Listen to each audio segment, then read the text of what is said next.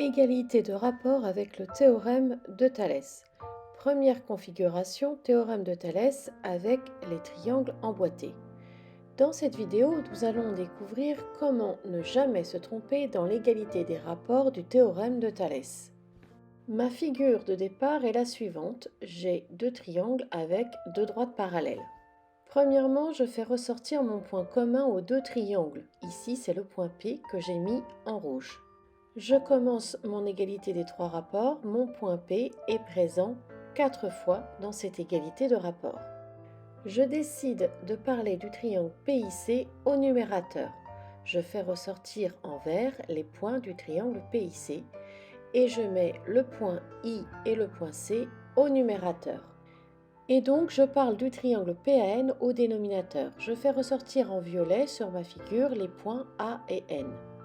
Et je remarque que les points P, I et A sont alignés. Ça veut dire que la longueur PA va être écrite sous la longueur PI. Les points P, C et N sont alignés, donc la longueur PN sera écrite sous la longueur PC. Maintenant, je complète le dernier rapport. Au numérateur, je parle du point I et du point C. Je vais donc écrire la longueur IC. Et au dénominateur, je parle du point A et du point N. Je vais donc écrire la longueur AN. En vous aidant des couleurs, en prenant le temps de poser votre réflexion, en ne cherchant pas à faire vite, vous pourrez toujours réussir à trouver la bonne égalité de rapport. J'aurais pu écrire PA sur PI égale PN sur PC égale AN sur IC.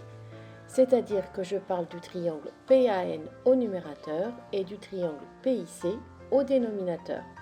Théorème de Thalès, mais cette fois-ci dans la configuration papillon. Dans la configuration suivante, je peux toujours faire le théorème de Thalès. Je commence toujours par faire ressortir le point commun aux deux triangles. Ici, c'est le point M.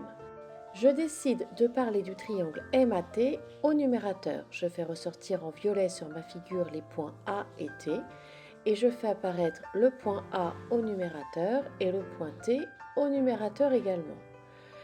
Comme je parle de A et de T au numérateur, sur mon troisième rapport, j'aurai AT. Donc, je vais parler du triangle MOI au numérateur. Je fais ressortir en vert les lettres O et I. Et je vais mettre MI, MO et OI au dénominateur de chacun de mes rapports. J'écris MA sur MI car les points MAI sont alignés. De même, j'ai MT sur MO car les points MTO sont alignés. J'aurais pu également écrire MO sur MT égale MI sur MA égale OI sur TA. C'est-à-dire que je parle du triangle MOI au numérateur et du triangle MAT au dénominateur.